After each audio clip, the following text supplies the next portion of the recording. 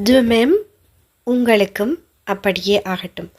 உதாரணமாக உங்களை பார்த்து ஒருவர் bonne journée என்று கூறினால் நீங்கள் அதற்கு de même என்று கூறலாம்.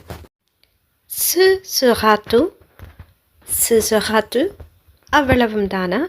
நாங்கள் கடையில் பொருட்கள் வாங்கும் போது கடையில் வேலை செய்பவர்கள் இவ்வாறு கேட்பார்கள். Ce sera tout. Je voudrais envoyer une lettre, s'il vous plaît. தயவு செய்து நான் ஒரு கடிதம் அனுப்ப விரும்புகிறேன். தபாலகத்தில் சென்று நீங்கள் ஒரு கடிதம் அனுப்ப முயற்சிக்கும் போது இவ்வாறு கூறலாம். Je voudrais envoyer une lettre, s'il vous plaît.